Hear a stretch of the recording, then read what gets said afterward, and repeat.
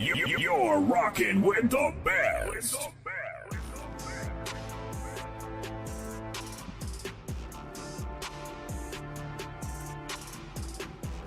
You're rocking with the best.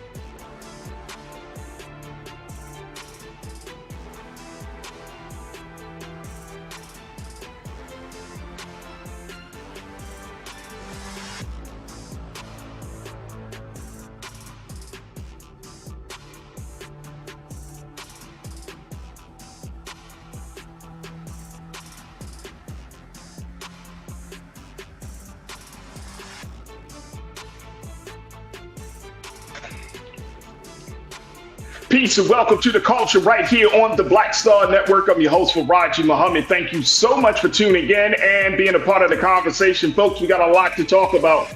First and foremost, let's break it down. Former President Donald Trump has been indicted for conspiracy charges and a number of other charges. We're going to break it down for our very own Suzette Speaks, the attorney out of Florida, to give us some insight as to what we're looking at on this whole situation. Also, folks, can we talk about what's happening in the state of Oklahoma as they have rejected the survivors of the Tulsa massacre from over 102 years ago from getting any type of settlement? We'll share with you the latest in that case. Also, Former Ravens player Michael Orr has come out with a new book saying that the blind side was not his side of the story. We'll share with you the latest around that and so much more. So stay with us. We got a lot to cover on today's edition of The Culture right here, exclusively here on the Black Star Network. Let's go.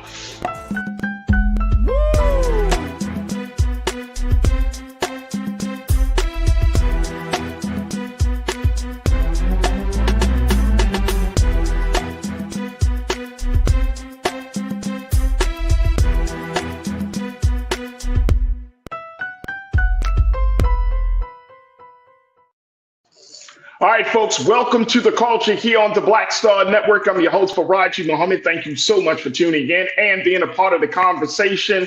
Yes, folks, we are streaming live right now on our home website at theblackstarnetwork.com, blackstarnetwork.com. Let me just say it again, blackstarnetwork.com, where you can find all of the latest shows, some past shows, and as I said, we're streaming live right there. Also, folks, make sure y'all do your due diligence and support us there at Black Star Network as we're looking for your financial support and support for making this media platform great as it continues to be one of the key areas to get news and information for Black America.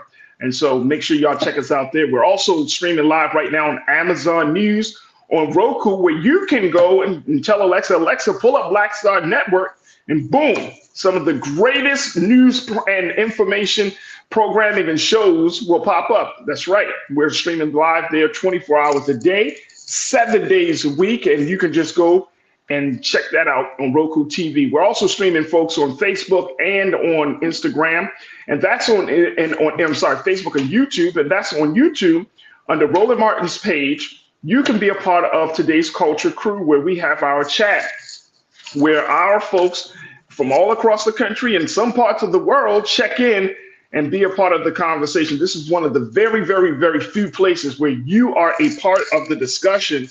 So I'm very, very grateful for our Culture Crew that is always bringing some insight and posing some fabulous questions, and most importantly, keeping us in the loop about what's going on as we have in these conversations. So join our Culture Crew right now, folks. Folks are checking in. We got people that are checking in. Robin, I see you.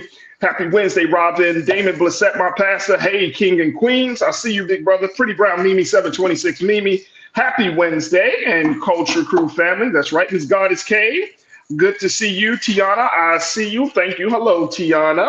Deidre Hall. Hello, Culture Crew. Hello, Deidre. Good to connect with you again. Beautiful checking in on the election interference. Beautiful. Thank you so much. My sister Karen Connor.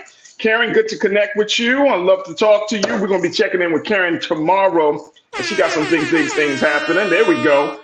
Man of God, good to see you, brother. Thank you so much for checking in. Cindy D, hello, everyone. Hello, Cindy. Good to connect with you. Leo Don. Leo, thank you so much for checking in. Mark Brown, you said we will never get reparations. You already in the conversation, Mark. I absolutely love it. Lori Parks, good to connect with you. Pauline Hurtness. Pauline, thank you so much as you check in from the great city of Cleveland, Ohio. You don't like my music? K Pasas.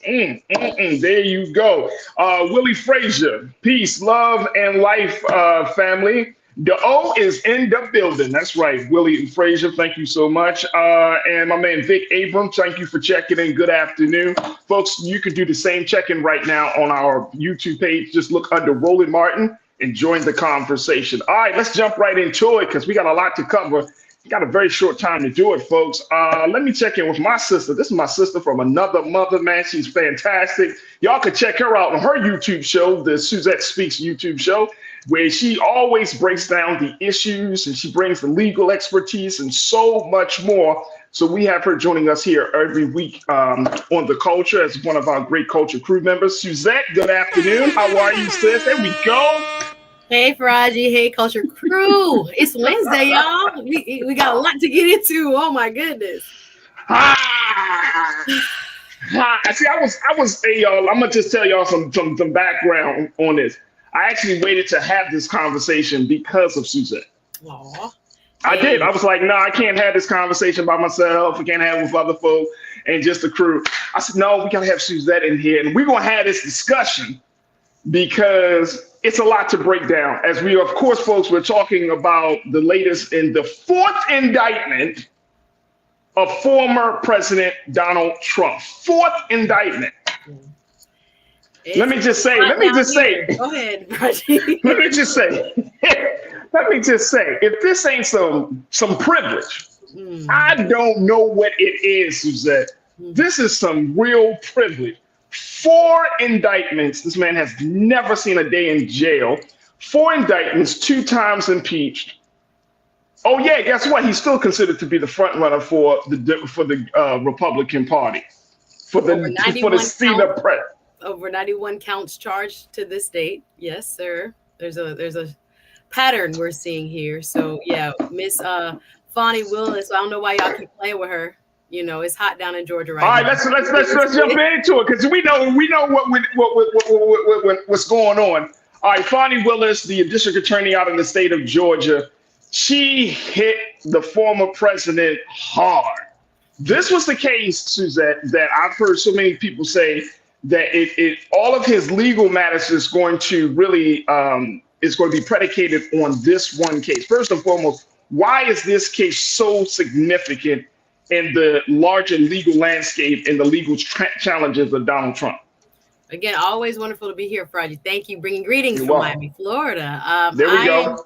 Gonna just first and foremost just point out what you have just asked, which is that this is a state case and not a federal case. Why is that significant? Well, if and we're speaking in terms of what may happen as a result of this election, as you just pointed out, there is a chokehold Mr. Trump has on the Republican base, and he still remains the front runner in terms of polling for his party in the upcoming presidential election. It's nice and early, but here we are, 4th indictment, and there are 2 in federal court, as we talked about last week, 1 in Washington, D.C., where he's being charged for his role in the January 6th attempt to take over the election and reverse the election result where Joe Biden actually won.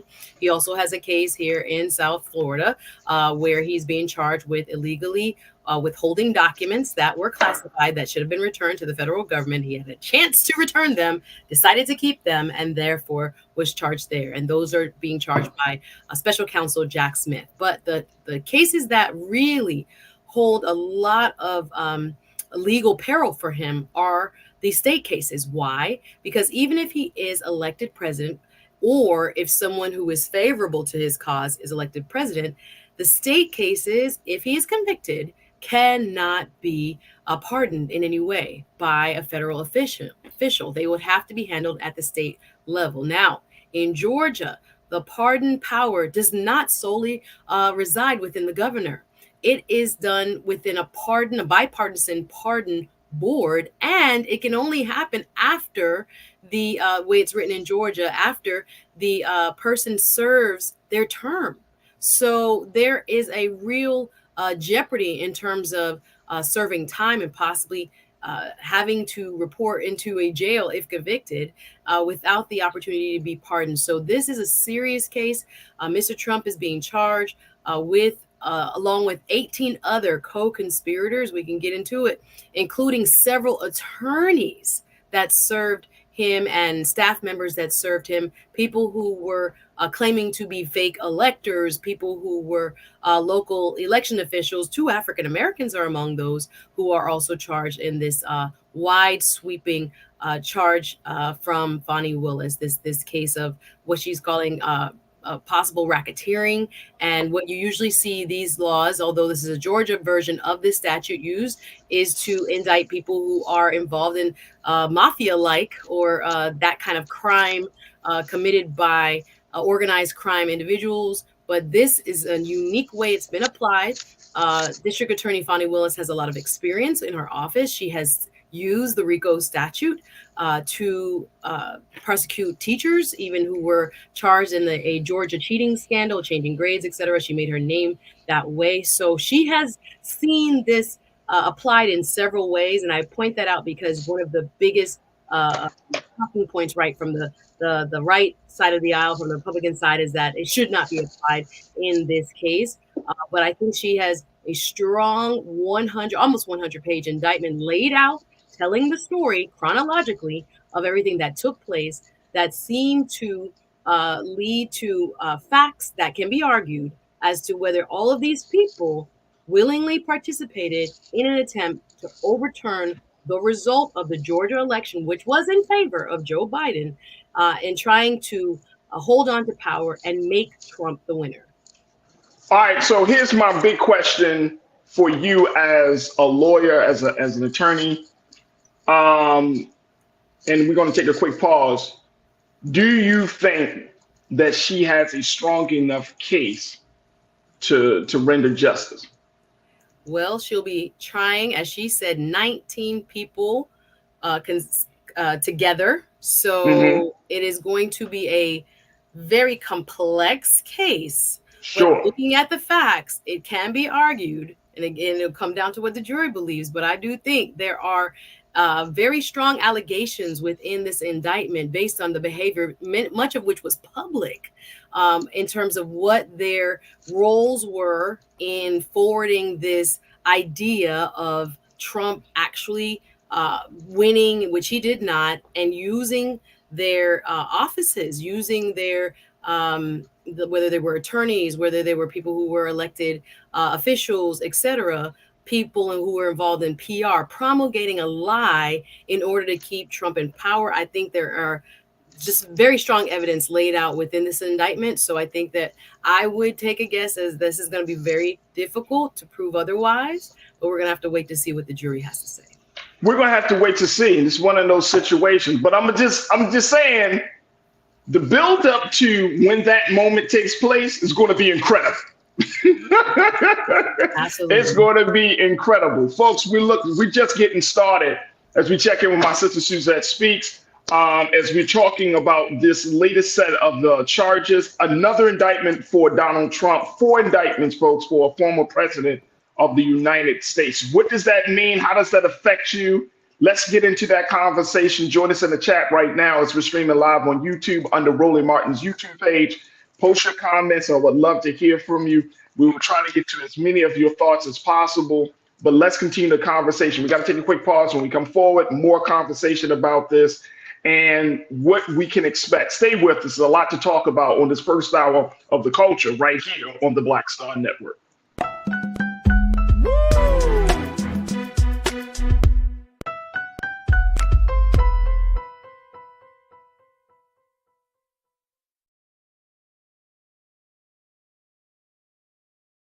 When you talk about blackness and what happens in black culture, we're about covering these things that matter to us, speaking to our issues and concerns. This is a genuine people-powered movement. There's a lot of stuff that we're not getting. You get it, and you spread the word. We wish to plead our own cause. Too long have others spoken for us. We cannot tell our own story if we can't pay for it. This is about covering us. Invest in black-owned media. Your dollars matter. We don't have to keep asking them to cover our stuff. So please support us in what we do, folks. We want to hit 2,000 people, $50 this month, raise $100,000. We're behind 100,000, so we want to hit that. Y'all money makes this possible. Check some money orders. Go to P.O. Box 57196, Washington, D.C. 20037-0196. The Cash App is $RM Unfiltered. PayPal is R Martin Unfiltered. Venmo is RM Unfiltered. Zelle is roland@rolandsmartin.com.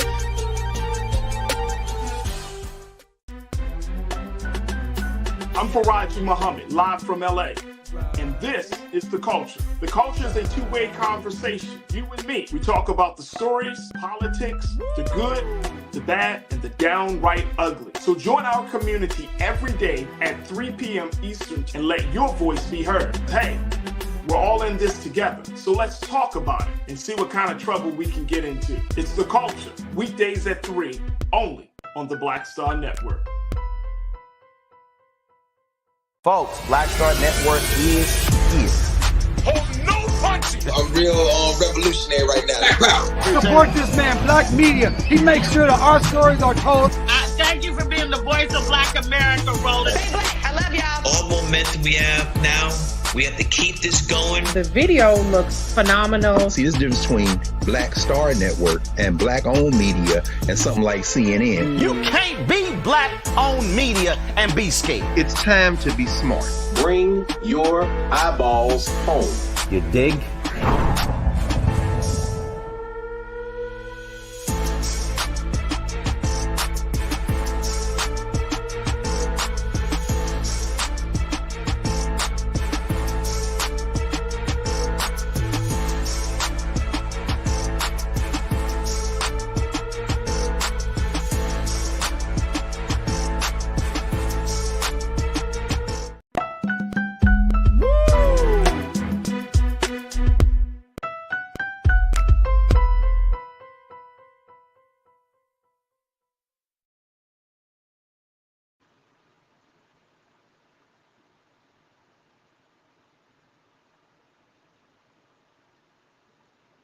All right, folks, welcome back to the culture here on the Black Star Network. I'm your host, Farajii Muhammad.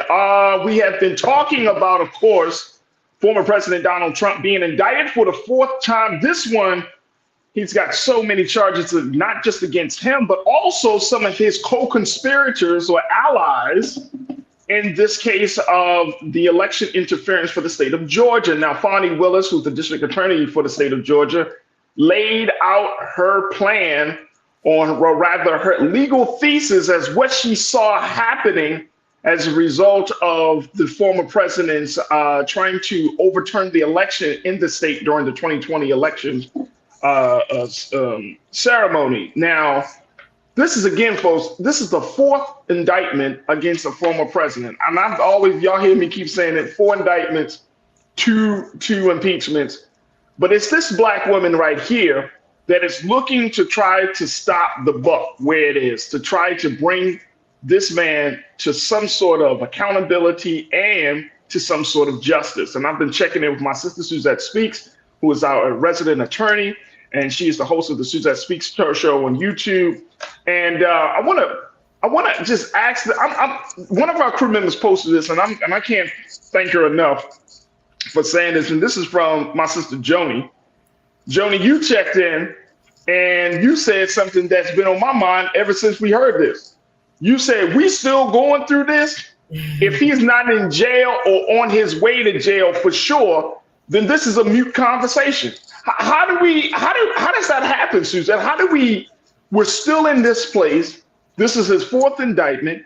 He got, let me see something. I saw 41 charges. Yep. The New York Times put out the 41 charges that he is allegedly responsible for. 41 charges. He's still raising money. He's still on the ballot. He still is moving around like there's no care in the world. They're trying to figure out all of this stuff. Yeah, look at 41 charges, man. Yeah. They damn near need to just say this man has caused treason and all types of stuff. Like, he got 41 charges, and yet there is still this kind of fuzzy place. It's like, well, he doesn't necessarily need to be in jail right now. How does this happen? Because I'm like, Joni, at some point, this is going to become a mute conversation. So why should people be even remotely interested in what's happening with this particular, this latest indictment from Fani Willis? Well, I would say that sometimes, again, it seems like the wheels of justice turn very slowly. However, Fani Willis has stated that she has spent the last 2.5 years, the phone call that Mr. Trump made to the Georgia Secretary of State, Brad Raffensperger, asking him to find nearly 12,000 votes because he really won. And he just needed some help finding the votes. That happened on her second day in office.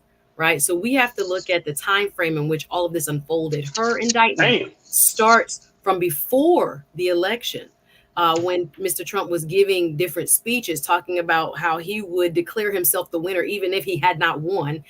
She is stating and alleging in this indictment that the conspiracy really started from back then. Then we saw all of this unfold again publicly, right in front of our cameras, right in front of our eyes, with Rudy Giuliani having these kind of press conferences. You remember the one where, his hair dye was sweating down his face and he was elected. However, that these poor election workers, they went after.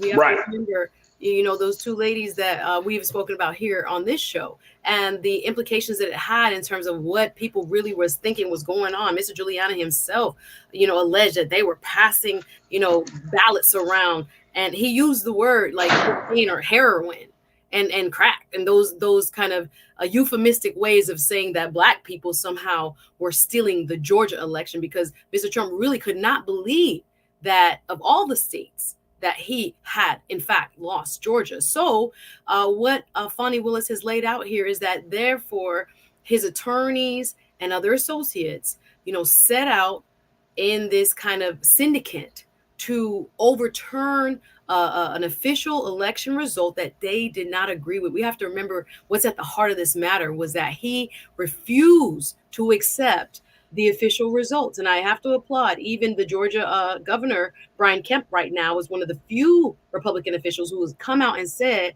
again, Trump, you're wrong. You're still alleging what is in fact a lie, which is that you won this state when in fact you didn't. So it has taken some time. Again, she has done a thorough job in this indictment of telling the story, bringing us along chronologically from its inception to the phone calls, to the text messages. They have even been able to go back to tweets that were in draft form and then deleted and things like this to outline all of the behavior that lays what we call the predicate, right? The illegal act that they are conspiring, according to the allegations, to complete together by working together in furtherance of, and unlike the mafia, it's not for profit, but legal outcome, which is to make their own determination of an election result, opposite of what the people ended up voting for, which was President Biden. So this has taken a long time. So have some of the other cases, but District Attorney Willis has said she wants a 6 months trial period, which is very aggressive.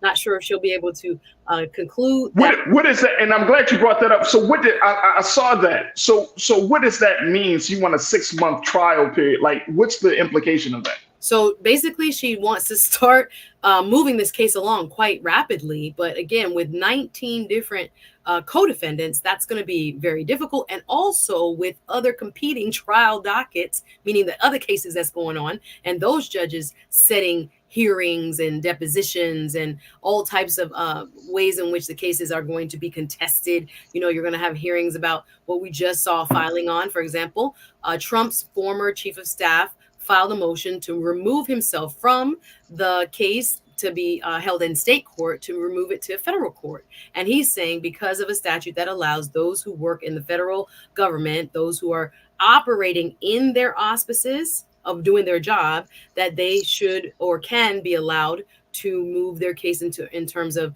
a federal judge and a jury. However, it will still be the DA and her team prosecuting it, although it will be in the federal level. But only difference and the significant difference that they're trying to work towards is that the jury pool will be a little bit wider. Instead of just Fulton County, where the state case will be, that jury pool will now include what they call the Northern District of Georgia, the federal district that's cut up into, I think, a little bit of its neighbor is also involved in the Northern District of Georgia. But nonetheless, the jury pool will be a little bit wider and they're hoping a little bit more favorable. So so all these independent motions that are going to come through, it's going to take some time to set them down. So I think she is being, very optimistic and again, wanting to move this case so that the public interest of finding out, is this in fact something that he has done by way of a conviction by a jury, or, should that be kind of slowed down by other cases? I think it's a real possibility. I think Jack Smith's case, the January 6th case in DC, that will be in front of Judge Tanya Chutkin, will probably go first because there's only one defendant name in that case. And it probably, as that judge has indicated, she wants to move that one along. So whether it'll be 6 months, I don't quite think it probably will fall in that time, because there are other hearings and the courts will talk in terms of their timelines and setting hearings so that he can appear in state court. The other thing is cameras will be allowed in this courtroom. This is not federal court. We've seen the sheriff there in Fulton County make a statement that he will fingerprint Mr. Trump, that he will take a mug shot unless indicated by, for example, the judge or anybody else of authority telling him otherwise. So he will, the perp walk and going through the process, just like anybody else who is being accused of breaking a crime there in Fulton County, he will experience those same procedures. And so there's a different element that the public will now get to see more. It's not going to be a drawing or one still photograph. We'll be able to see through the cameras what's actually happening, which I think will be good for the people who are still, in denial as to what really the outcome of this election was, and Mr. Trump's role in trying to actively, along with his co-conspirators, along with these other folks that are named in this indictment, allegedly coming together to try to overturn the Georgia election result. All right, let me take a couple of comments from the crew because folks are checking in, and we truly, truly appreciate you. If you're your first time checking in as a Culture Crew member for the day, 100 first time. We appreciate every perspective. As long as you stay respectful, Yes. we want to hear from you. Even if we don't agree, we want to hear from you. We want to try to get as many sides to this matter as we possibly can. All right, you don't like my music. You say he's innocent because he didn't succeed is not a defense. I've heard that one, bro. You don't like my music. I appreciate you for posting that. I've actually heard that, Suzette, where people say the same thing about the January 6th situation. You know, people are like, oh, he didn't succeed, therefore he's not guilty. That's not a defense. No, a crime was committed in terms of his actions. It's about intention, though, right? Yeah. And again, there are overt acts that she lays out here in terms of activity that matches the statute for attempting a crime, which is to encourage his counterparts to pressure elections officials, trying to call officials to make, to lie and to falsify what the outcome was, having press conferences and telling people what to do, kind of in terms of fake electors and things like that. There is a lot of activity that can match the statutory definitions of crimes, even though the outcome that they wanted didn't occur. That's not a defense. That's not a defense. Not a good defense. Dana Cooper, thank you so much for checking in, Dana. You said the question for Black folks is, how does this free us? Yes, karma is real, and this will not play out well for the former president. But I think at this point, Suzette, I think Dana's bringing up a valid question. I think at this point, I mean, we already know what kind of man that we're dealing with here, right? So is this really a problem for Black people in this country? Is this like, why how does this affect where we stand in this country? All of our issues and just everything. How does this affect us? How do you see that? I see it as the impact on democracy as a whole is why it affects each and every one of us. If anybody, including a former president, is allowed to perpetrate this, again, alleged conspiracy to get all of those 19 plus other unindicted co-conspirators, there are some more that are mentioned in terms of their behavior without being named, to try to subvert the will of the Georgia, in this case, the Georgia voters, it's dangerous. Everybody wants democracy unless they don't get the outcome that they want. So we all pro-democracy, and then, wait a minute, we not winning anymore. So we're going to go around and flout the law and go beyond our rights in our offices, like within the chief of staff's office, the president's office, to get an outcome that is in fact illegal. It infringes on the 14th Amendment. If we can't protect our poll watchers, our volunteers, like Shea Moss and her mom, if we now see that people can retaliate, even right now in this very case, there are reports that people are trying to release the address of the grand jury members that are now, yes, they're quick-witted, Farajii. So it's trying to go around. We have legal processes, right?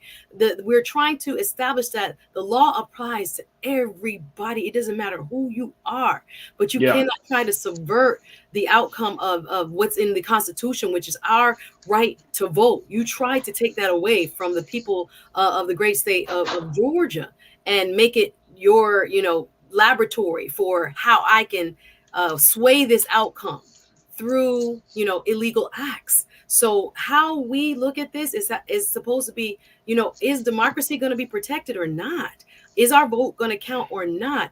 Are we going to leave room for people to act in a way that when they don't win, they can go around and try to pressure folks in elected offices, from the state Secretary of State all the way down to the people who are trying to illegally get, copies of the voting tallies and copying, outcomes from voting machines illegally. There's so many different charges that are listed here. We got to put an end to it because this is our democracy too. When we vote, it should count and the will of the people should stand.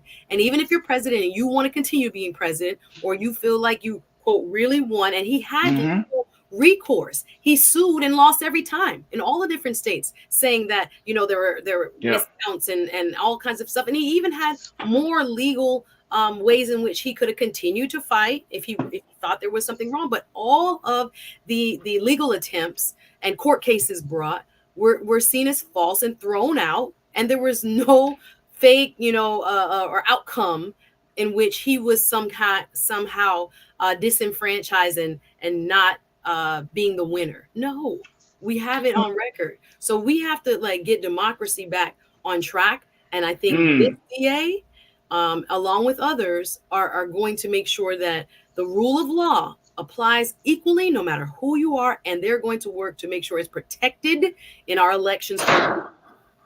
Absolutely. We got to take a quick pause, Suzette. When we come back, I want to get some final remarks from you, of course, from the crew as well, as we look at the implication of all of this on the 2024 election, and more importantly, how will the people respond? That's you and me, the constituents, right? Are we in a confusion, a state of quagmire around this situation? How will Democrats respond to this latest set of charges and this latest indictment to the former president? And so we got to talk about all of that. Folks, we are still talking about former President Donald Trump, the fourth indictment, 4 times indicted, 2 times impeached presidential candidate. Stay with us. The conversation continues on the other side, right here on The Culture, right here on the Black Star Network.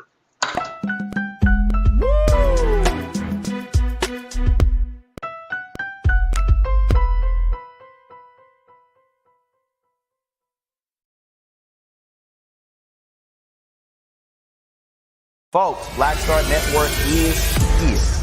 Hold no punches. I'm real revolutionary right now. Support this man, Black Media. He makes sure that our stories are told. Thank you for being the voice of Black America, Roland. Stay black. I love y'all. All momentum we have now, we have to keep this going. The video looks phenomenal. See, this difference between Black Star Network and black-owned media and something like CNN. You can't be black-owned media and be scared. It's time to be smart. Bring your eyeballs home. You dig?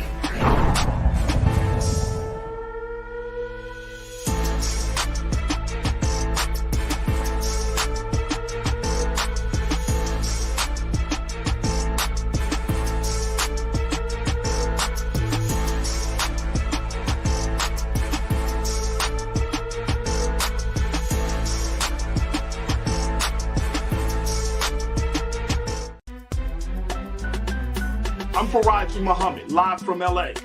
And this is The Culture. The Culture is a two-way conversation. You and me. We talk about the stories, politics, the good, the bad, and the downright ugly. So join our community every day at 3 p.m. Eastern and let your voice be heard. Hey, we're all in this together. So let's talk about it and see what kind of trouble we can get into. It's The Culture, weekdays at 3, only on the Black Star Network. When you talk about blackness and what happens in black culture, we're about covering these things that matter to us, speaking to our issues and concerns. This is a genuine people-powered movement. There's a lot of stuff that we're not getting. You get it, and you spread the word. We wish to plead our own cause. Too long have others spoken for us. We cannot tell our own story if we can't pay for it. This is about covering us. Invest in black-owned media. Your dollars matter. We don't have to keep asking them to cover our stuff. So please support us in what we do, folks. We want to hit 2,000 people, $50 this month, raise $100,000. We're behind 100,000, so we want to hit that. Y'all money makes this possible. Check some money orders. Go to P.O. Box 57196, Washington, D.C. 20037-0196. The Cash App is $RM Unfiltered. PayPal is R Martin Unfiltered. Venmo is RM Unfiltered. Zelle is Roland at RolandSMartin.com.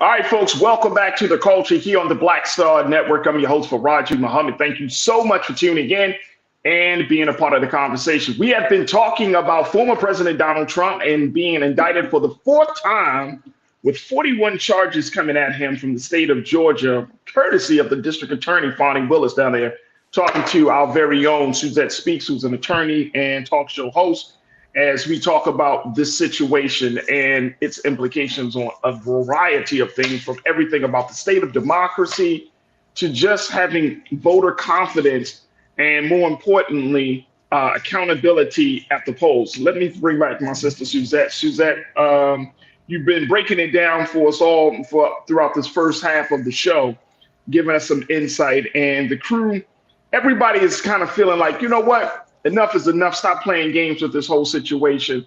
We got to make sure that 2024 doesn't become a crazy situation. First and foremost, what do you think that how the Democrats will respond to this? I know that they don't want to kind of touch it because it is a highly sensitive situation. You don't want to start poking the bear, so to speak, and then shine the light on you if you're not doing what you're supposed to be doing, or if you're not doing right by the people. So how should the Democrats moving forward use this? I kind of want to counter a little bit with how the Republicans are responding, because I think the Democrats see, I think we already have an understanding that there are certain things that took place in response to the election of President Joe Biden that were wrong. And I think there still is a large swath, according to several polls, of our fellow, voters here in the United States that don't believe that Joe Biden was constitutionally, fairly, duly elected. So I think those who have been the most quiet, knowing that their constituents believe the 2 years of lies that was promulgated, according to even the facts alleged in this indictment, over and over again by the Trump lawyers and the Trump team, and looking at how that has impacted how they view the 2020 election. Again, half the country believes that Trump really won. And we see the Republican slate of potential candidates who are running for president. Very few, if any, are speaking up loudly against what he did. And we, might have a Chris Christie as an exception. And like I said, a couple others in the local Georgia Republican Party, as far as the governor, Kemp, saying that this election was fair. You guys are lying. Basically, nothing was irregular or illegal about the election that took place in Georgia. Biden won. So I think Democrats have been kind of through like the January 6th hearings and other ways in which they brought this out in the public sphere to say, this is what really happened.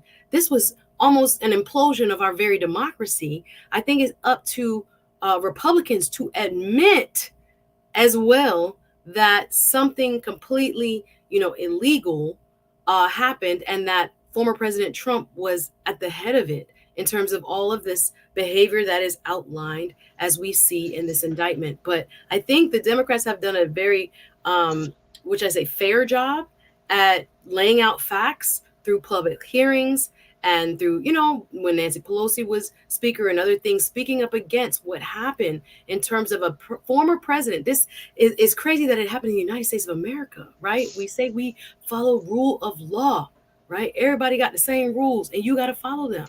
That a former president believed in our country that he somehow can finagle the system and remain in office when he absolutely lost is, I think, something that the Republican cause has to come to terms with, and to be more vocal about getting their folks back into reality that he did lose, and that it was a complete fabrication on his part and his associates to make them believe that he truly won when he didn't.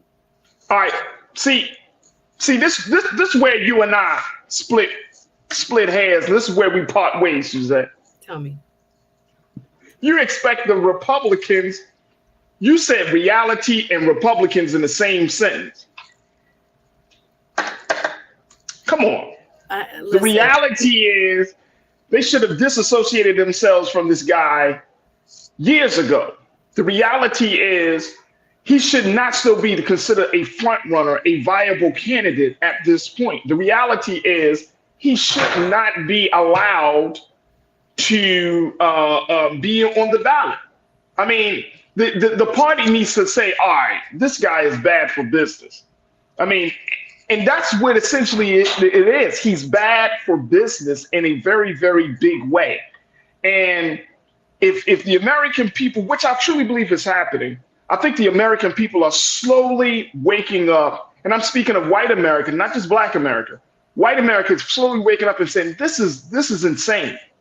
This is absolutely insane. We cannot have a guy like this representing our interests and our cause, and he is just this morally deficient, civically bankrupt individual who is just out for himself, and then we expect him to really think about the interest of the people. I mean, it's just absolutely insane. So I don't know how that can be reconciled. And I hear your point. I definitely hear your point. I just don't know how the Republican Party can justify their support of him. They're not even coming out and saying, we can't do nothing with this guy. We can't do nothing. We gotta let it go. I mean, you're not saying your governor, but the governor down in Florida, Ron DeSantis, he's struggling right now. He can't get it together. And I mean, he's a governor. He's a legitimate governor of a state.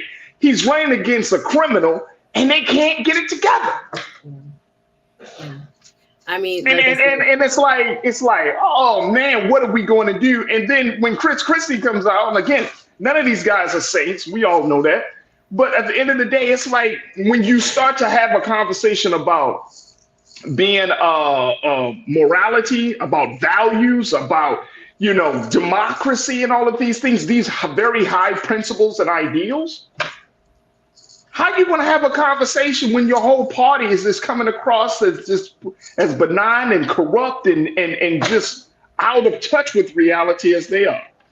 Yeah, I would at least say, Farajii, my one hopeful outcome of this, and again, I would bet on Miss Fonnie Willis in doing her job and doing it well. But again, it will be down to what the jury believes. But I will point out that if convicted, again, he is innocent until proven guilty. If convicted of the allegations, there are a couple of articles that have been written by law professors that say that there's an amendment within our United States Constitution that was written right after the Civil War that said that anybody who has been convicted of insurrection should not be permitted to run for president. So that's another big outcome that hangs in the balance for the Georgia case, that perhaps if applied, it might take him out of the race by law, right? According to that amendment. So there are far more implications that we can go into. But yes, I do think we have a miseducation. That's why it should matter to Black people that all these cases are coming out for now. There has to be a re-education of the American electorate as a whole, because the facts that you and I know, several of our, counterparts, brothers and sisters, fellow Americans are not applying or do not believe that the same facts exist. They think that Mr. Trump, based on all the lies, based on all the conspiracy theories, based on all the Fox News, follow-up and updates that promulgated this lie, they really believe that he won. So I think it is really important to see these trials and see them publicly so we can begin to re-educate the American public. Re-educate the American public on something that's blatant. They don't know, Farajii. You'd be surprised. No. They don't want look, you know how I feel about you. This ain't about you. This not about your view. It's absolutely insane. They don't believe that he lost. It's like walking out the door and saying, looking up at the sky and be like, yo, the sky ain't blue. And you looking at it, you're like, yo, what color is that, bro? Like, if it's not blue, then what color is it? The sky is not blue. It's wild. Like this is. I'm telling you, I think one of our crew members had talked about this, and a number of actually have said this, like the level of ignorance, and I'm not saying ignorance in terms of I'm talking about this state of this level of denialism that is so present right now in this country, when you have certain groups of people who are just saying, no, this is crazy. No, he's not a criminal. How the hell can you say this man is not a criminal? How do you say that? How do you say that he's not doing some backdoor dealing? Well, they're gonna watch it on TV now. They're gonna watch it on TV, and we're gonna. Of course, we're all gonna watch it. This is going to be, this is going to be like must-see TV. I'm gonna try to put it on my YouTube channel. I don't know how I'm gonna get a press. I don't know. Hey, look. We'll try to put it on. Hey, look. Check this out. And check. Yeah. But here's the big thing. Here's the big thing. I know we gotta take another pause. The big thing is, just like the January 6th hearings, right? You lay out all those facts. In January 6th hearing, the committee, They laid out all this stuff, witness testimonies and evidence and facts and text messages and this and that and all of these things. And people still walked away and saying, I don't believe it. You know what? Crazy. You know what I'm saying? Like at this point, if once Fonnie Willis does her thing, whatever that time period is, she's able to get cameras in the courtroom. If people don't see this, and this is bigger than Donald Trump, this is what I'm getting to. This is bigger than Donald Trump. This is a problem. America's got a problem with truth. And that's what it comes down to. America has a problem with truth telling about people. And we do not want to really wake up. We talk about woke ideology and all that bull, but we really don't want to wake up. As much as we claim we do, we really don't want to wake up to the reality of the condition that we find ourselves in this country, whether you're black or white, whatever your colors, your complexion may be. The reality is that we're in a crisis situation. We're in dire straits in this country. And this right here is a prime example of how much of a crisis in this country, that we're talking about a man 4 times indicted, 2 times impeached. He's walking around here and he's still talking about being president of the United States. I saw a documentary yesterday. They talked about Kanye West and how he kind of unraveled during his situation with his divorce from his wife and all of that, and how it played on his head. This is like the unraveling of a country, because we are all going through some form of disorder because of our disassociation and our lack of taking in the truth about the situation. You cannot look at this and be like, no, this is all good. This is great. That is absolutely insane to me. Absolutely. We got to take a break, Farajii. We got to take a break. I know, Suzanne. We got to take a break. All right, folks. So we're going to take a quick pause. When we come back on the other side, let's switch gears a little bit. Let's talk about what's happening in the state of Oklahoma. Also, we got to talk about the Michael Orr situation and more. So stay with us. We got another hot hour coming at you right here on The Culture on the Black Star Network.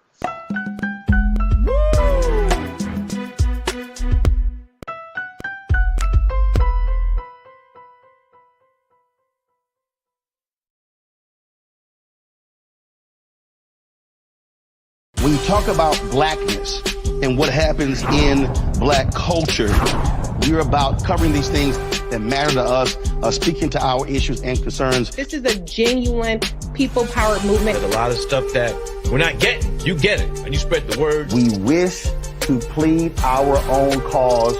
Too long have others spoken for us. We cannot tell our own story if we can't pay for it. This is about covering us. Invest in black-owned media. Your dollars matter. We don't have to keep asking them to cover our stuff. So please support us in what we do, folks. We want to hit 2,000 people, $50 this month, raise $100,000. We're behind 100,000, so we want to hit that. Y'all money makes this possible. Check some money orders. Go to P.O. Box 57196, Washington, D.C. 20037-0196.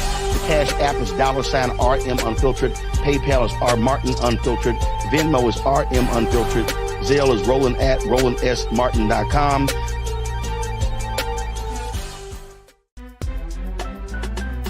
I'm Farajii Muhammad, live from LA. And this is The Culture. The Culture is a two-way conversation. You and me. We talk about the stories, politics, the good, the bad, and the downright ugly. So join our community every day at 3 p.m. Eastern and let your voice be heard. Hey, we're all in this together. So let's talk about it and see what kind of trouble we can get into. It's The Culture, weekdays at 3, only on the Black Star Network. Folks, Black Star Network is here. Oh, no punching. I'm real revolutionary right now. Support this man, Black Media. He makes sure that our stories are told. Thank you for being the voice of Black America, Roland. Stay black. I love y'all. All momentum we have now, we have to keep this going. The video looks phenomenal. See, this difference between Black Star Network and black-owned media and something like CNN. You can't be black-owned media and be scared. It's time to be smart. Bring your eyeballs home. You dig?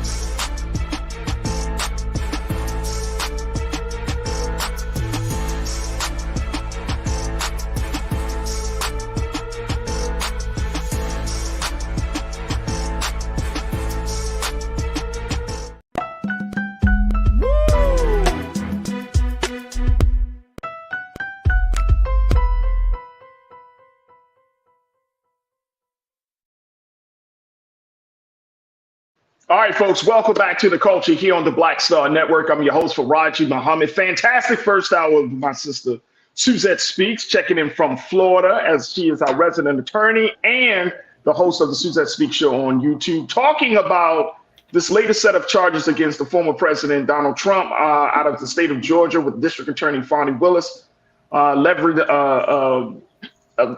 that the former president is allegedly responsible for 41 counts. So we've been talking about that. If you did not get a chance to tune into that discussion, make sure you be a part of Team Replay and make sure y'all check out the conversation, because Suzette does an excellent job breaking this all down and giving us some understanding as to what we're looking at, and more importantly, what we can expect over the next coming months, as Fani Willis has laid out her legal thesis and has put the charges out there. Now she has to prove those charges and take down a criminal conspiracy of Donald Trump allies that allowed him. Yo, there you go. There it is. There it is. Thank you, Keenan. Let me bring my sister back into this as we talk about this situation. I want to get to this next story, but I do want to mention something that Tia, you put out something that I think was very, very important. Let me make sure I find. Okay, Tia, you said 2 impeachments plus 4 indictments plus 41 charges equal Make America Great Again. No. Schizophrenic math.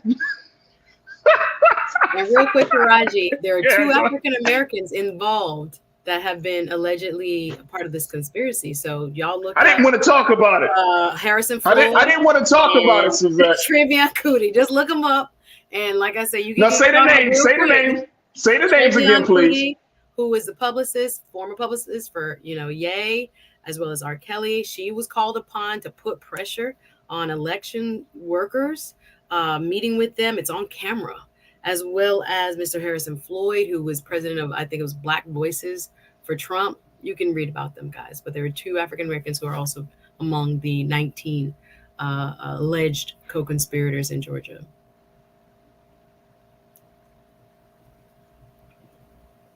Farajii. I'm sorry. Hey, look.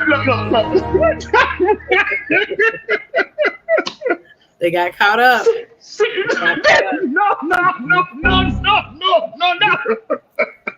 No, they didn't get caught up, Suzette. They didn't get caught up. They call upon you and you go visit these people's houses. No.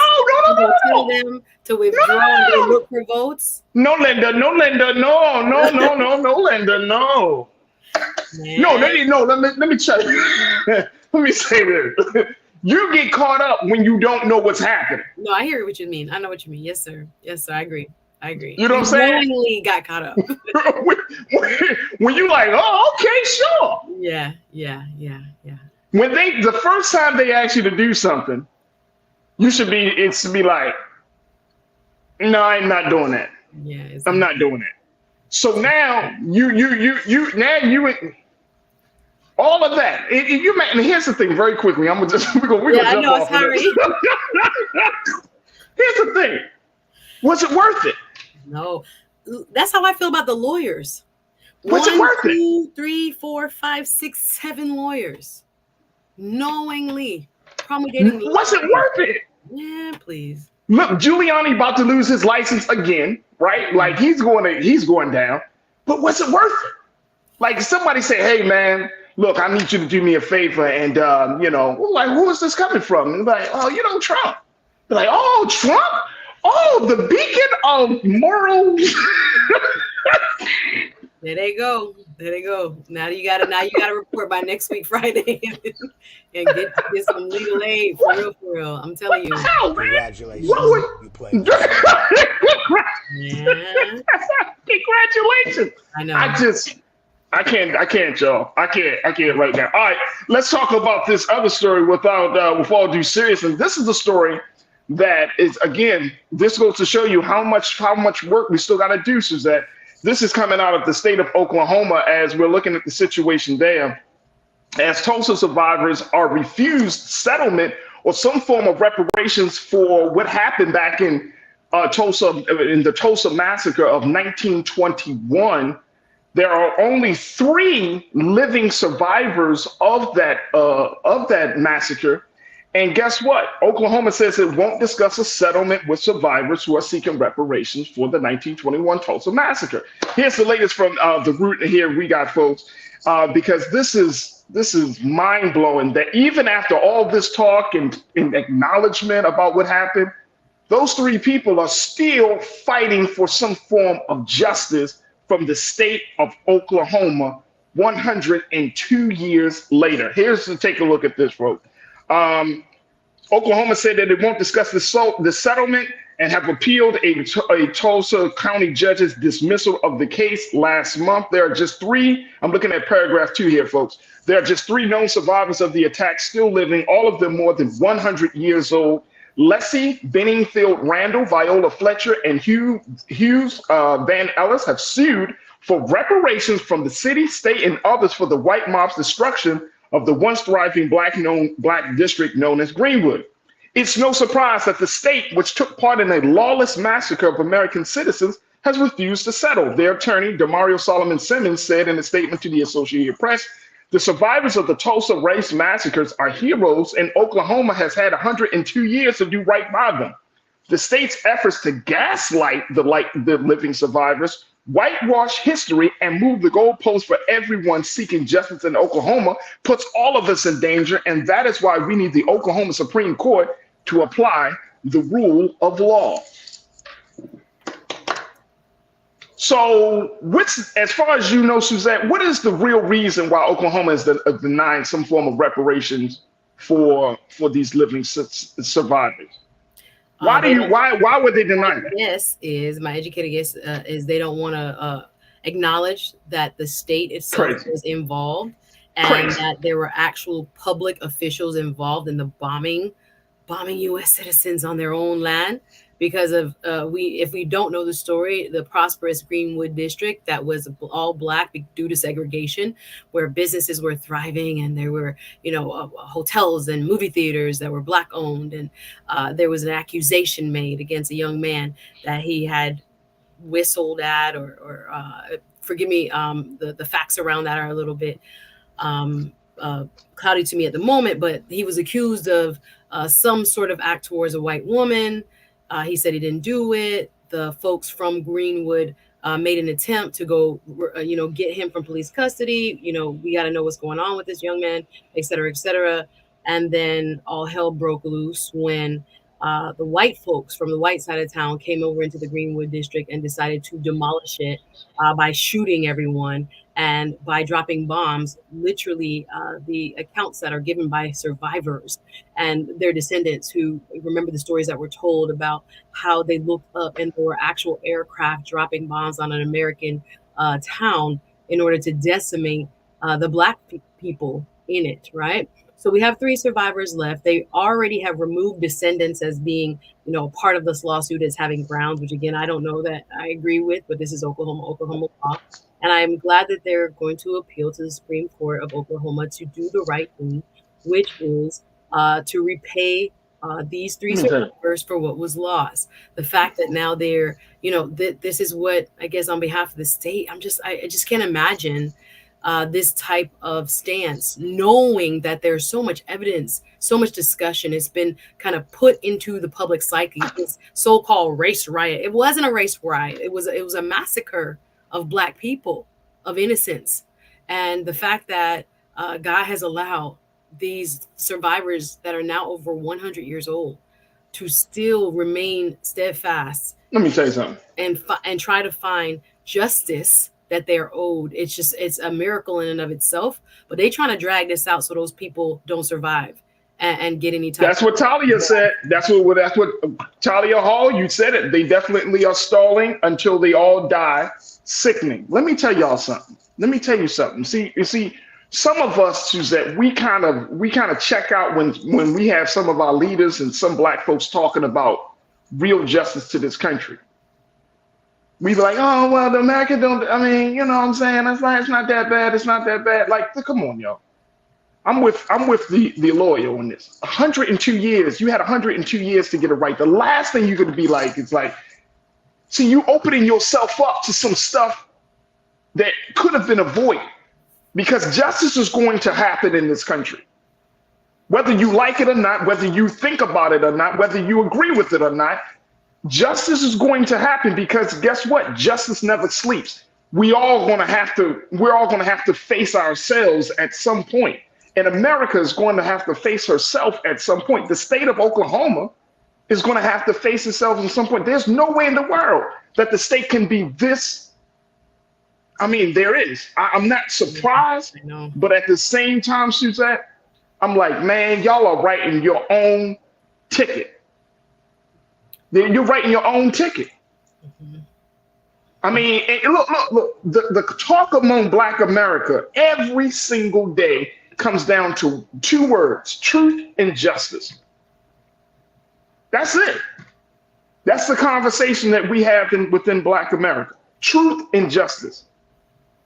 And in my opinion, yeah, just to add on, Farajii, go ahead, please. We've seen this discussion about reparations as well.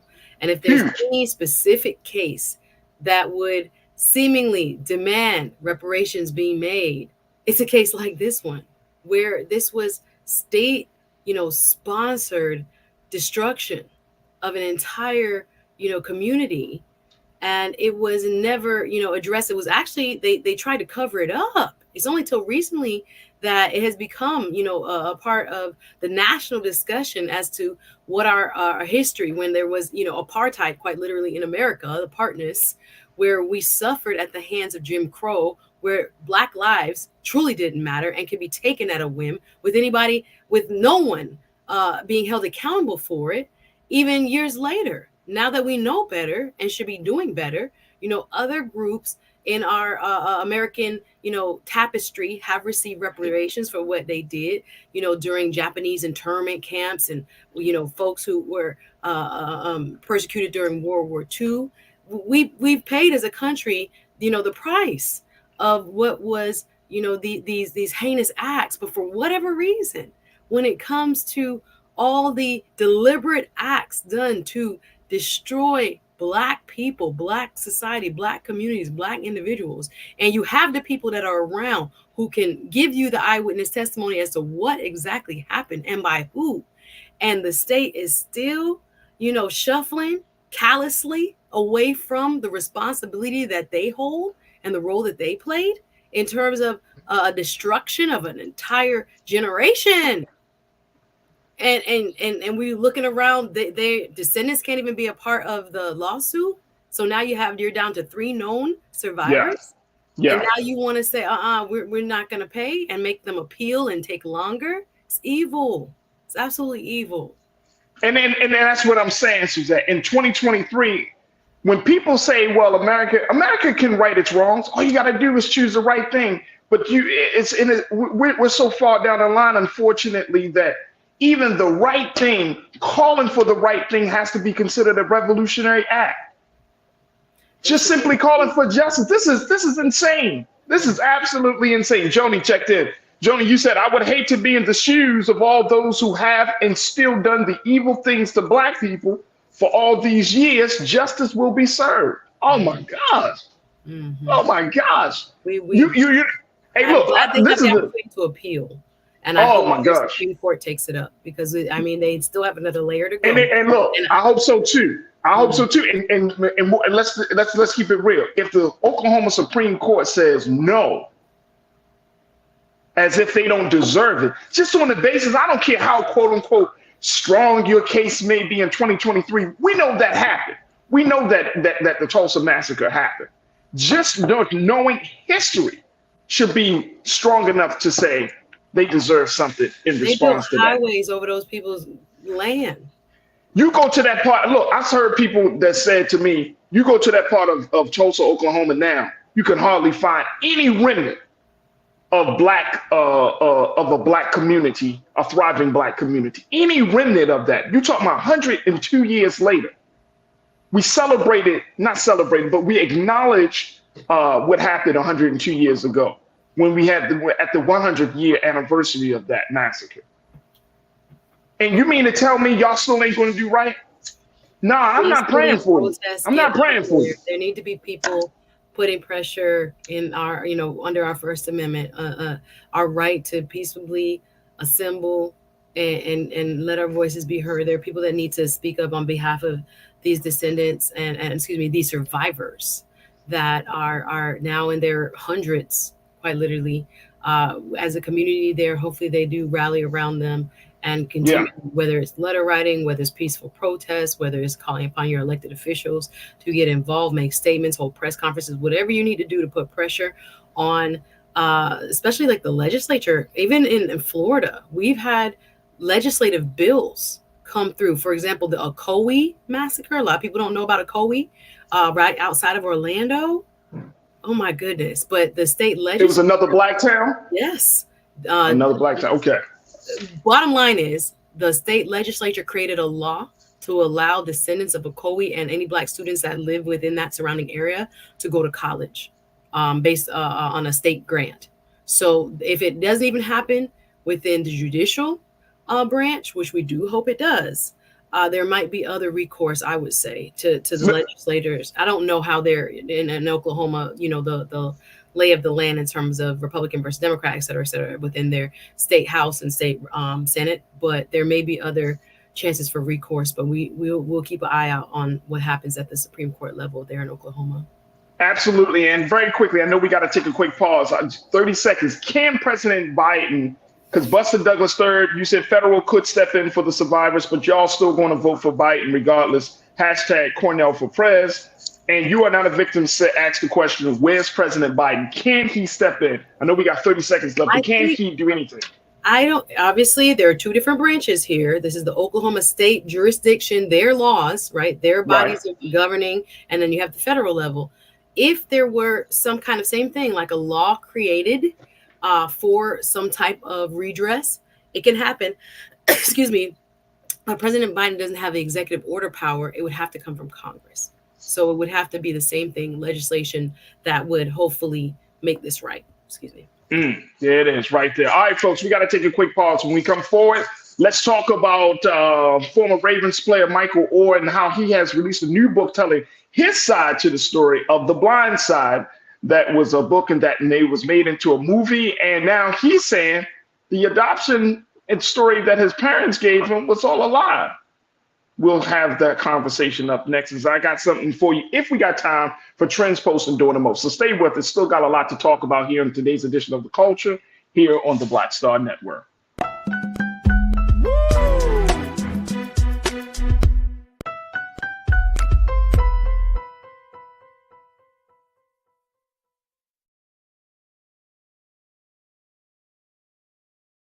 Hatred on the streets, a horrific scene, a white nationalist rally that descended into deadly violence. White people are losing their damn minds. As an angry pro-Trump mob storms the U.S. Capitol, we're about to see the rise of what I call white minority resistance. We have seen white folks in this country who simply cannot tolerate black folks voting. I think what we're seeing is the inevitable result of violent denial. This is part of American history. Every time that people of color have made progress, whether real or symbolic, there has been what Carol Anderson at Emory University calls white rage as a backlash. This is the rise of the Proud Boys and the Boogaloo Boys. America, there's going to be more of this. Here's all the Proud Boys, guys. This country is getting increasingly racist in its behaviors and its attitudes because of the fear of white people. The fear that they're taking our jobs, they're taking our resources, they're taking our women. This is white fear.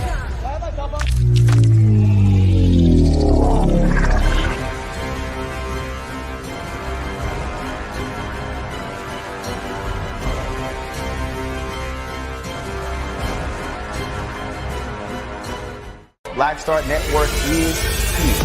Oh, no punch! I'm real revolutionary right now. Thank you for being the voice of Black America. All momentum we have now, we have to keep this going. The video looks phenomenal. See, this difference between Black Star Network and black-owned media and something like CNN. You can't be black-owned media and be scared. It's time to be smart. Bring your eyeballs home. You dig?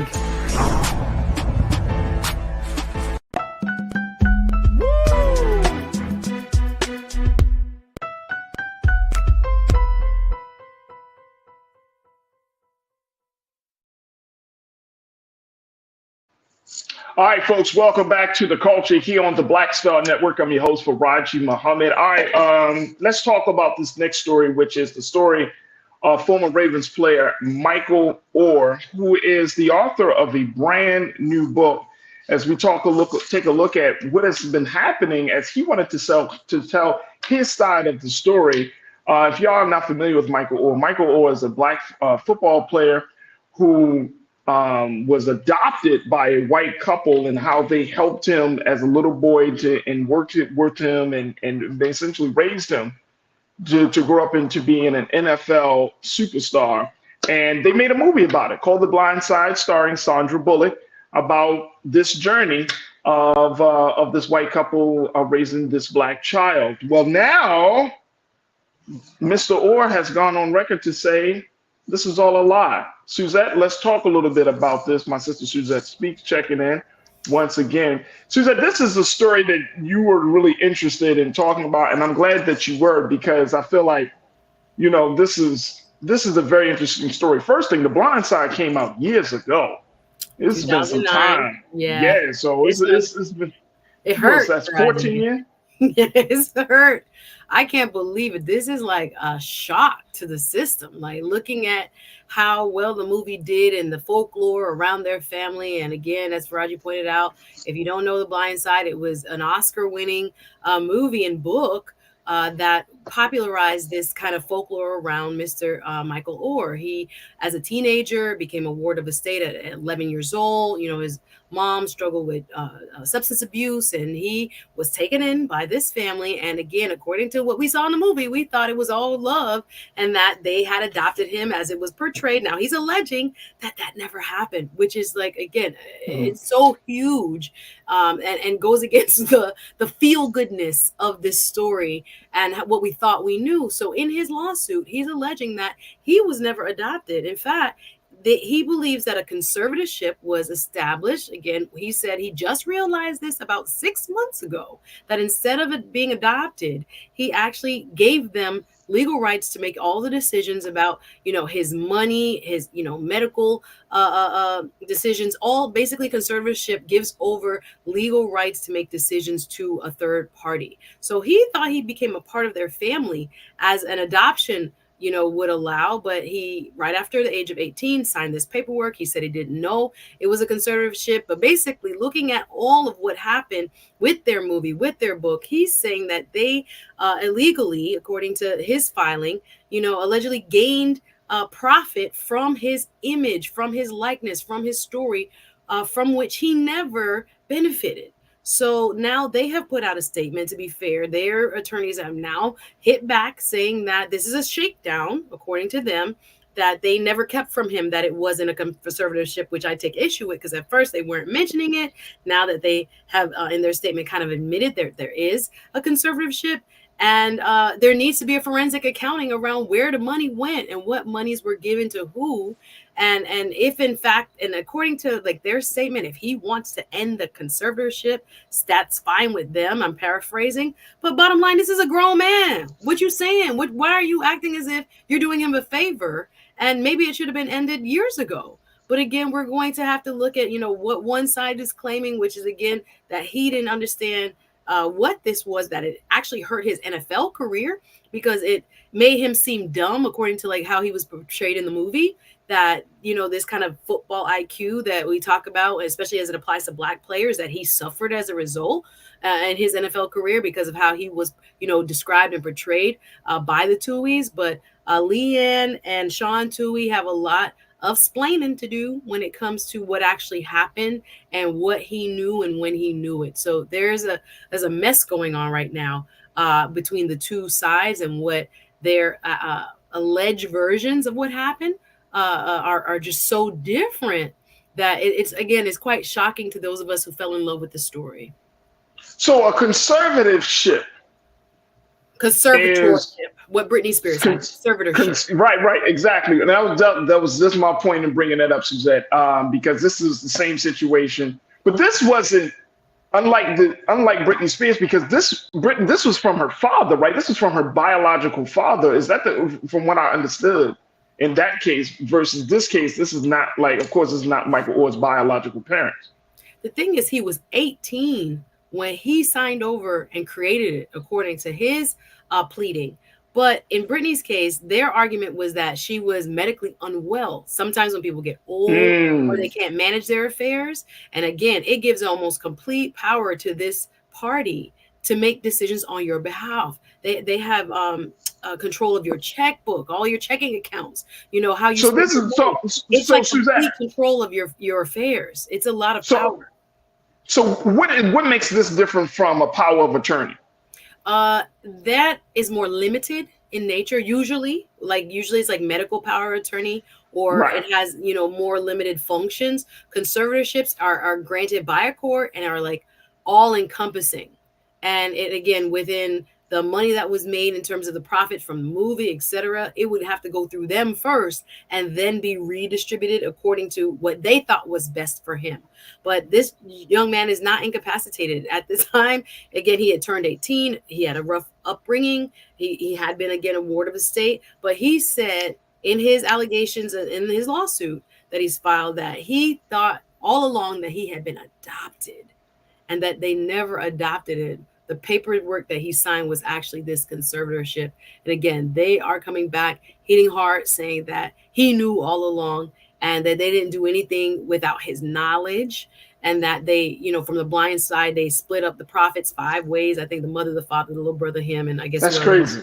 And all this other stuff. They're vehemently saying that this is a shakedown of some sort, and that they will let go, basically, if that's what he wants. I'm kind of like taking issue with that as a grown man.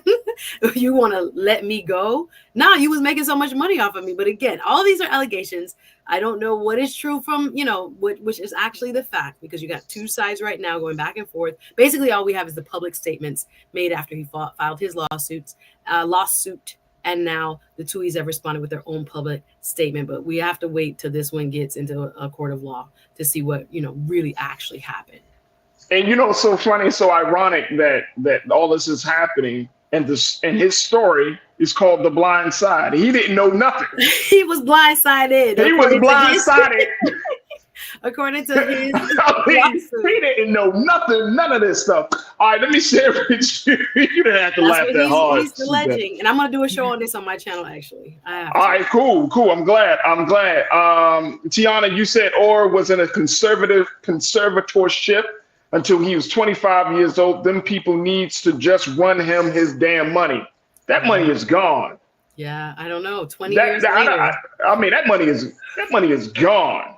Yeah. Tiana, thank you so much. Talia, you checked in and said the movie made it appear that they adopted him.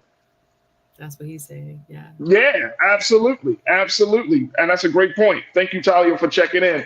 Robin, you checked in. Robin Welch, you said, how do you only get allowance when it's your money? Your likeness, your image, your story. That part. Because if he was young, like they didn't know he was going to go into the NFL. They say, because again, you see what I'm saying? Like, unlike Britney Spears situation, she got into the industry very early on as a young girl, right? So then there was some view, oh, she's on track to becoming this person.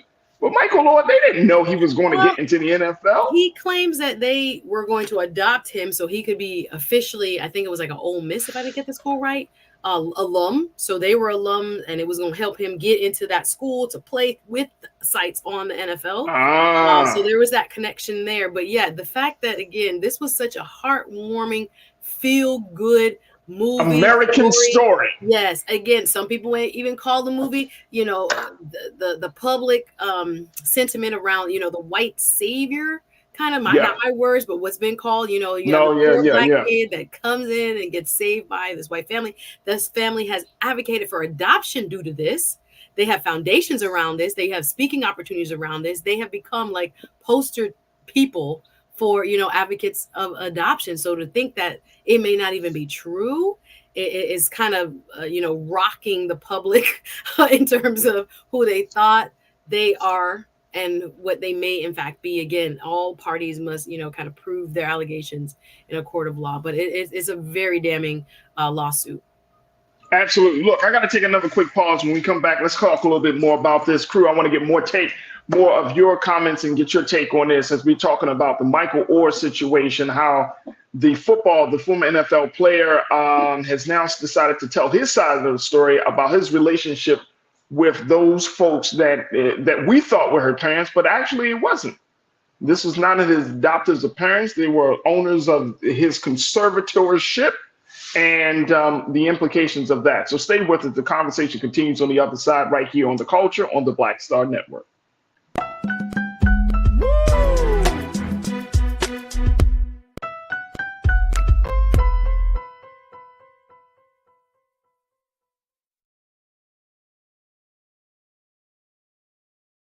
Hatred on the streets, a horrific scene, a white nationalist rally that descended into deadly violence. White people are losing their damn minds. As an angry pro-Trump mob storms the U.S. Capitol, we're about to see the rise of what I call white minority resistance. We have seen white folks in this country who simply cannot tolerate black folks voting. I think what we're seeing is the inevitable result of violent denial. This is part of American history. Every time that people of color have made progress, whether real or symbolic, there has been what Carol Anderson at Emory University calls white rage as a backlash. This is the rise of the Proud Boys and the Boogaloo Boys. America, there's going to be more of this. Here's all the Proud Boys, guys. This country is getting increasingly racist in its behaviors and its attitudes because of the fear of white people. The fear that they're taking our jobs, they're taking our resources, they're taking our women. This is white fear.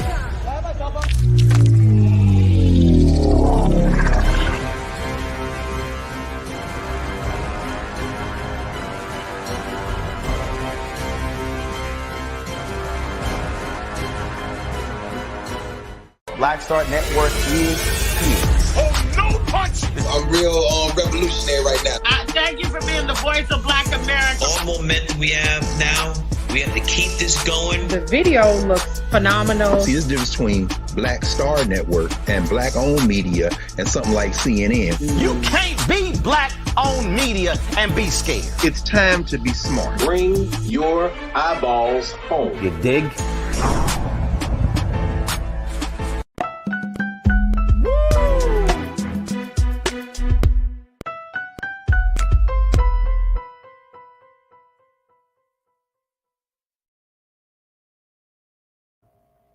All right, folks, welcome back to the show. We've been talking about NFL player Michael Oher, who has now come out in a new book to state that his whole adoption story was actually a lie and that the blind side shared the wrong side of what really happened. And this has been a huge shock, considering the fact that the blind side, the book, it was a book that was made into a very successful movie starring Sandra Bullock. And it really changed the conversation about white couples adopting black boys and black children. Well, Michael Oher is bringing people back down to reality and say, no, it wasn't an adoption. It was a conservatorship.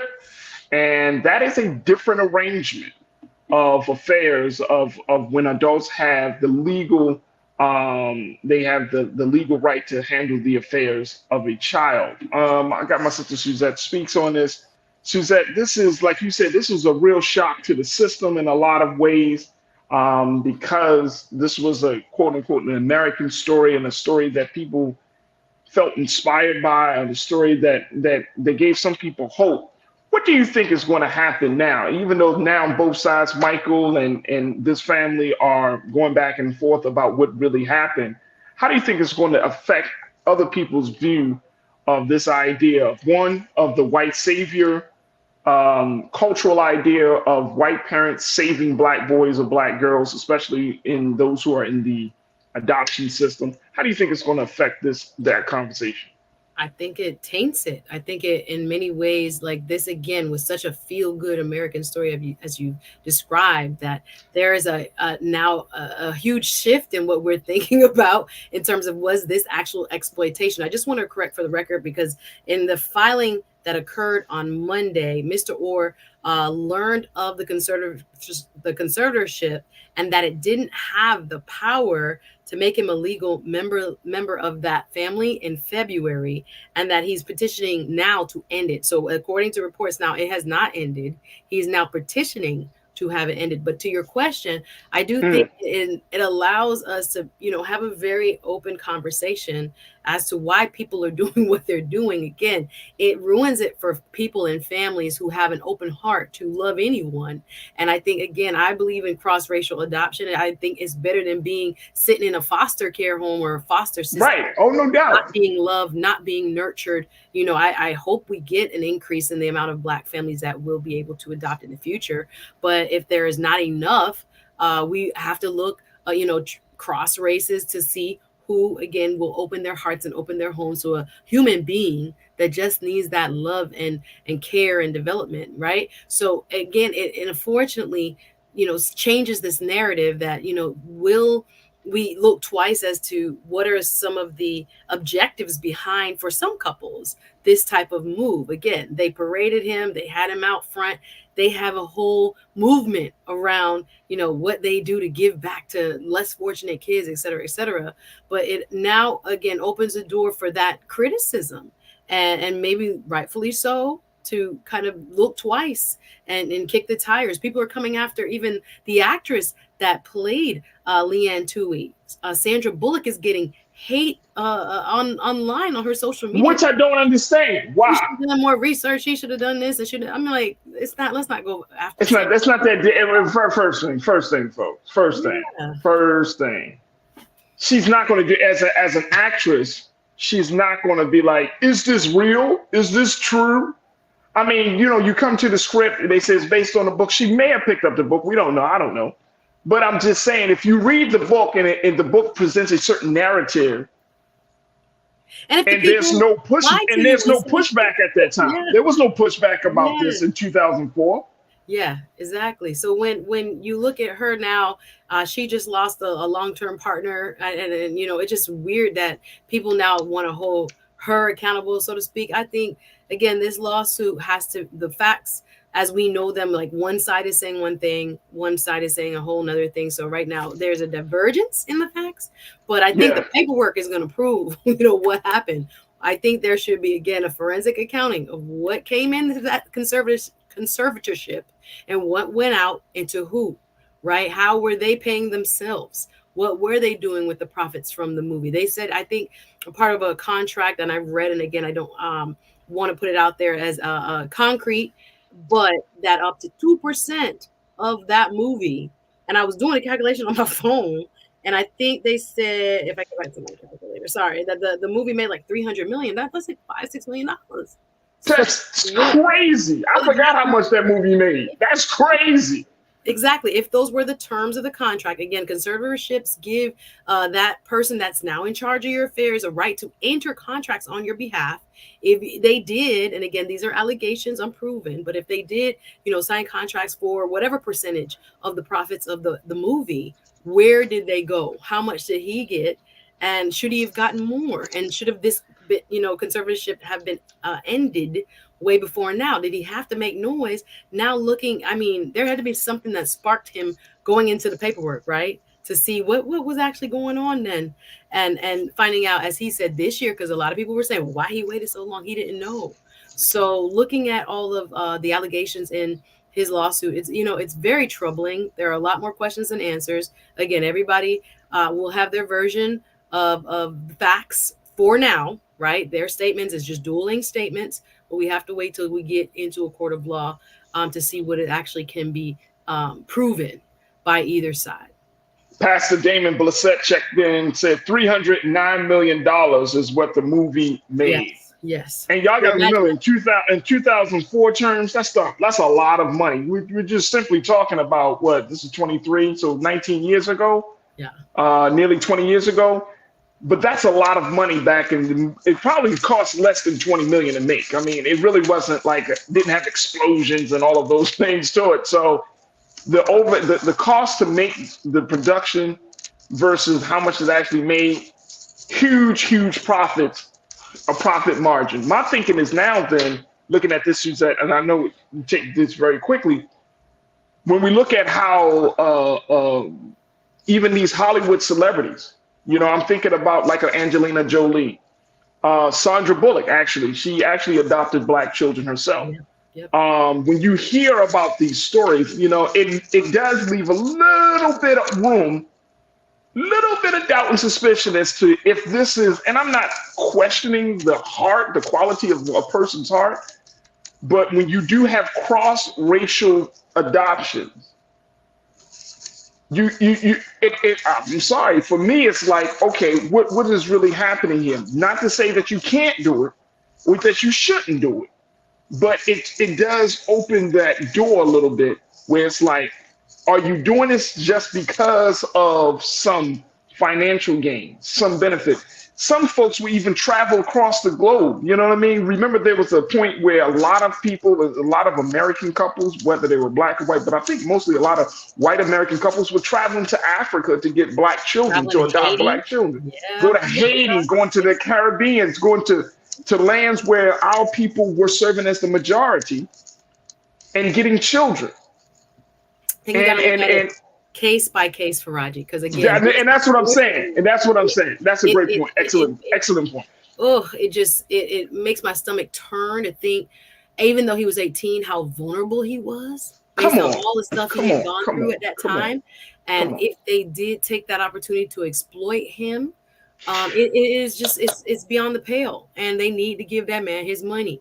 But again, they're going to have their day to prove or to bring out what they say happened.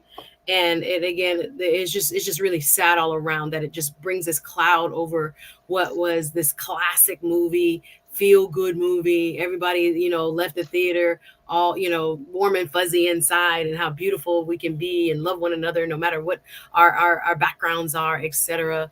But unfortunately, these individuals, again, according to his lawsuit, they're going to have their time to, you know, prove up what they say happened.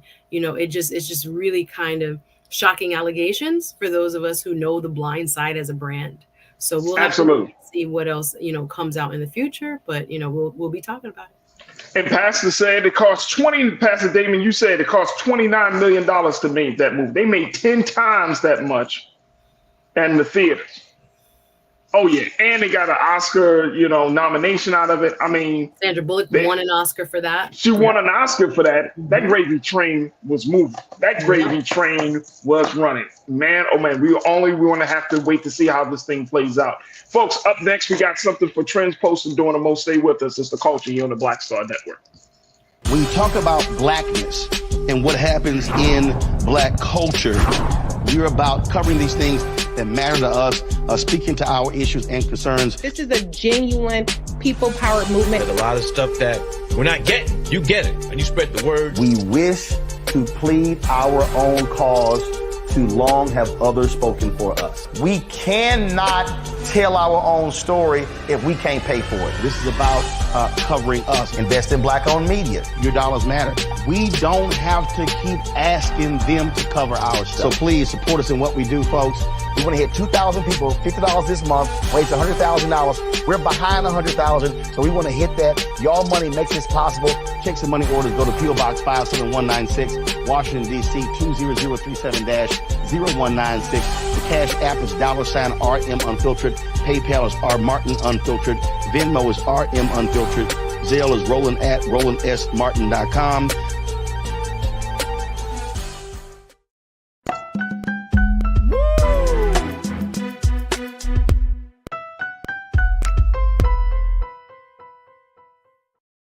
All right, folks, welcome back to The Culture here on the Black Star Network. Let me bring my sister Suzette back into it, because Suzette, as brilliant as Suzette is, y'all, Suzette can get petty. What? What do you mean, Farajii? What you mean? She loves talking about the pettiness of other people. That's what I mean. I try not to be. Let's not go there. I want us to live in unity and let it go. That's my rule. A lot of times people get petty, but I try not to be. All right, so this story here, I just had to bring this up because I think this is like super. This is super petty. I see the segment. I got you. This is juicy and petty. All right, folks. This is what folks are talking about right now. So we all know about that famous viral video of Keke Palmer really just going crazy for Usher just a couple of months ago when she visited Usher with your girlfriends for his Las Vegas residency, and how she was wearing whatever she was wearing and basically being serenaded by the R&B singer. So we remember that video, but more importantly, we remember how her then boyfriend just overreacted to the point where he started to just try to go on social media to blast the actress about what she was wearing and how it wasn't conducive for a mother to be wearing such mother of her child to be wearing such a thing, and it created this uproar. We talked about it. Well, I think he's out the picture at this point. And guess what? Usher, who I'm sorry, I can't say this for Usher, and Keke have now joined up to release a new single that drops today called Boyfriend. And in this single, this is King Petty. This is petty. So Usher already knew that everybody was talking about him and how he was doing this. But they came together to drop this single. And as a result of that, he put a line in the song that he said, quote, "I heard your boyfriend was looking for me." Y'all, let's support Black families, y'all. Can we support Black families and strengthen Black families? Oh my goodness. He's really playing off of this.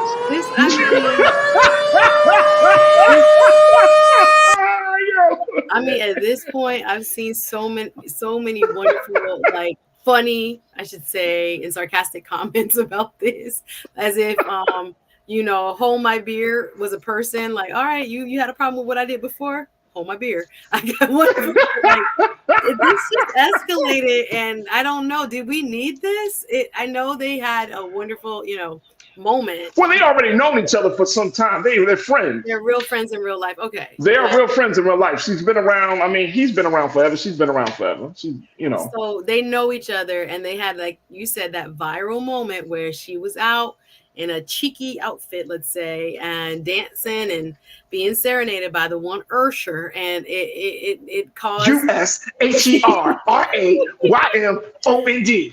It caused a little uproar, caused a little stir.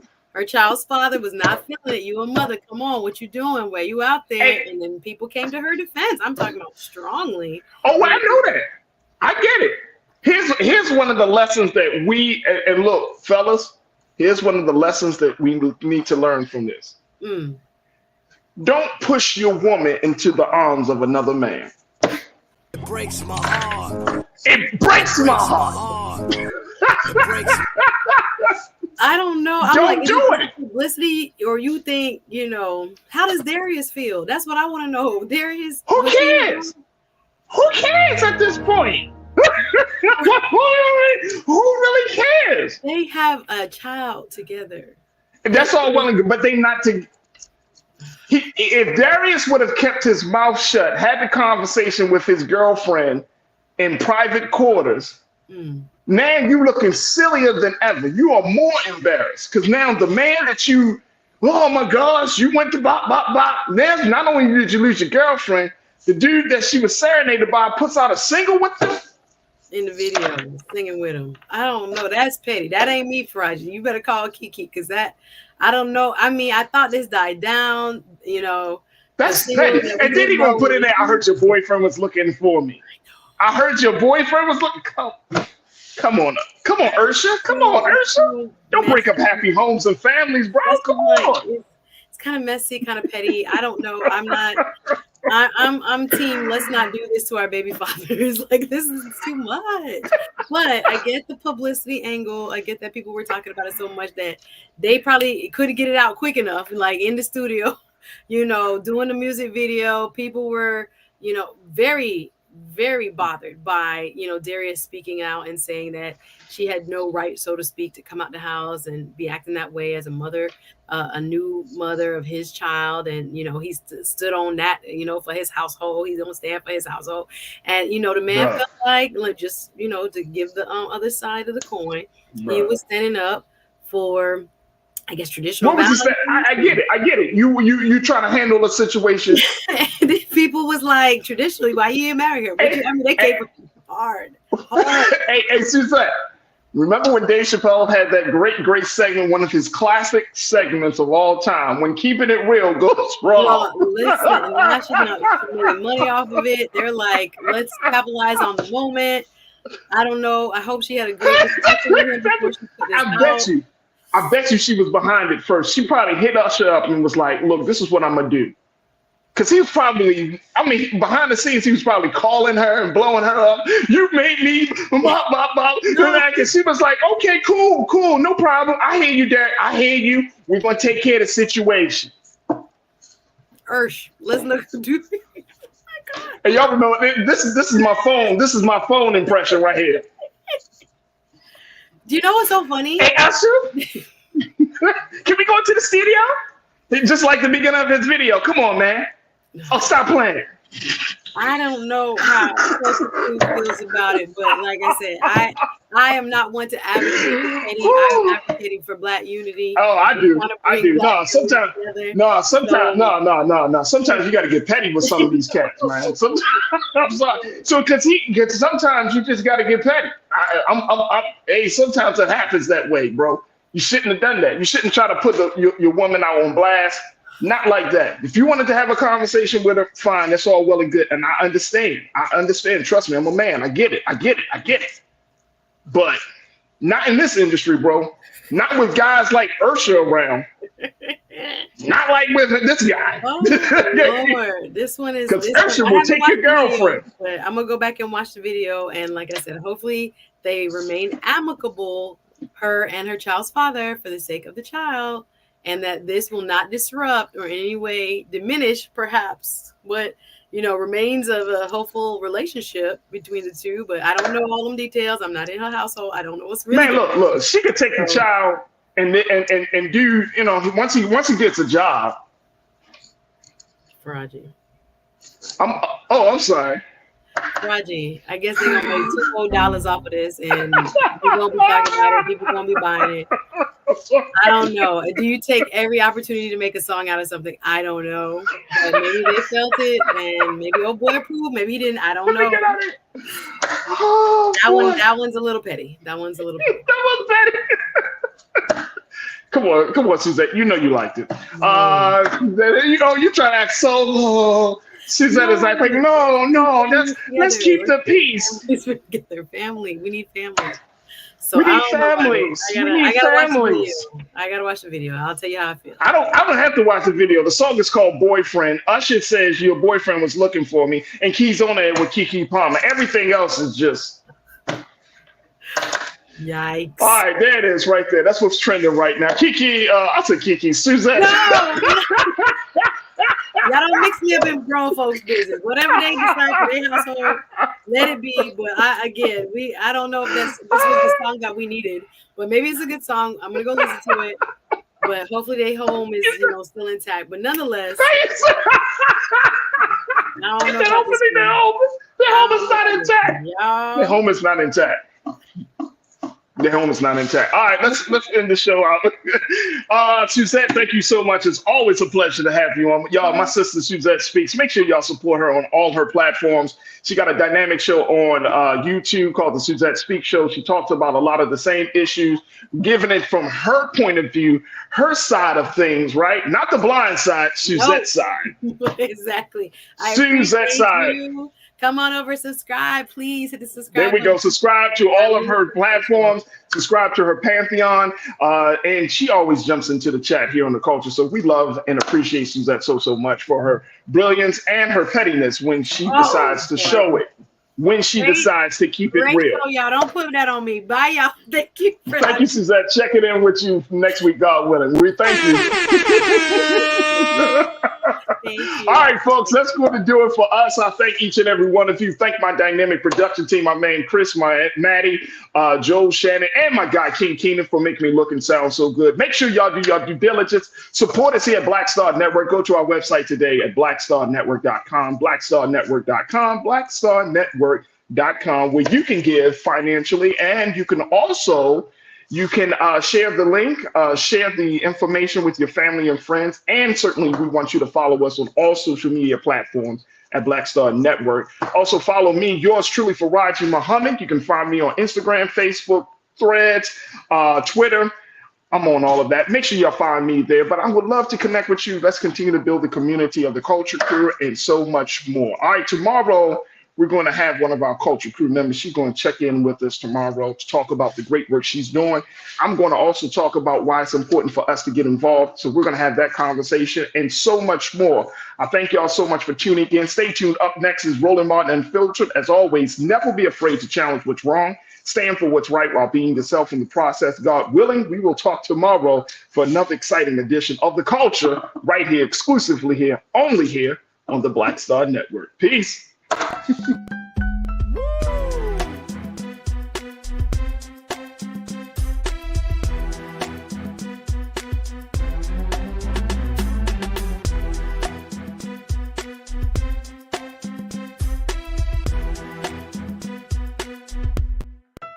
You're rocking with the best.